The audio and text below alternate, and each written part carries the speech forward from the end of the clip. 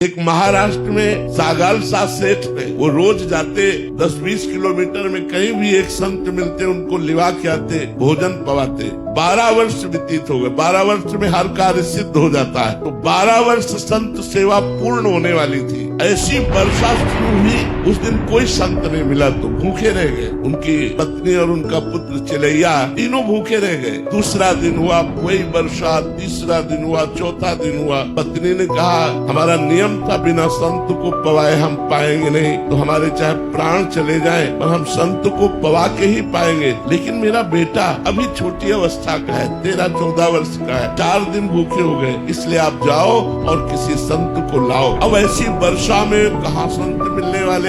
स्वयं भगवान संत वेश धारण करके चौराहे पे बैठे मिले। अरे सागर साकित मानो प्राण आ गए हो, दौड़ के गए पर देखा उनके शरीर से कुष्ठ छू रहा है, मवाद छू रहा है, पर तिलक लगाए हुए संत वेश में साष्टांग दंडवत किया। कहा भगवान हमारा व्रत था, बिना संतों को भोजन पवाए हम पा नहीं सकते। 4 दिन हो गए, हमारे परिवार में किसी ने जल भी नहीं पिया। आप चलें और प्रसाद पाए और हमारे परिवार के प्राणों की रक्षा हो जाए, हमारे नियम की पूर्ति हो जाए। उनका हाँ चल सकते हो, लेकिन मैं चलने लायक नहीं हूँ, मुझे कोई अपने कांधे पे ले चल। उनका आओ प्रभु मेरे कांधे पे बैठो। उनका नहीं, एक आदमी तो मक्खी उड़ाने के लिए चाहिए ना, अपनी पत्नी को लिवा के लाओ। गए घर में पत्नी से कहा, पत्नी आई, जे ही वो बीभत्स रूप देखा, यहाँ गाओ मवाद छू रहा है। तो उसके मन में आया नहीं संत के प्रति दोष दर्शन नहीं करना, मुझे संत सेवा करनी, इसलिए बैठा ला। अब वो इतनी दुर्गंध भगवान ने बढ़ा दी कि दोनों पति पत्नी छोड़कर भाग जाए, लेकिन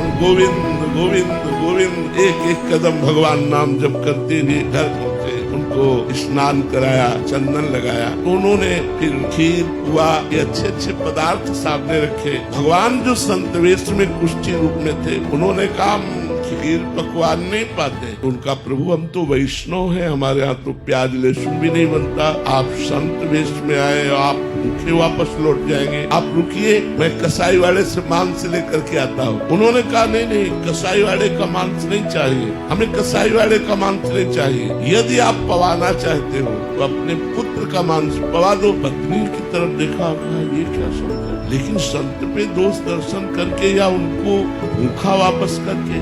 उनका प्रभु यदि आपकी आज्ञा हो तो मैं अपने पुत्र की हत्या करूं और आपके लिए मांस बनाऊं। मुझे इससे मतलब नहीं, मुझे पाना है, लेकिन यही घर में पाना है, बाहर से कुछ लाना नहीं। ये ही अपने पुत्र की हत्या करने के लिए उद्यत हुए भगवान को। बस मैं यही देखना चाहता था कि संत के प्रति तुम्हारा कितना समर्पण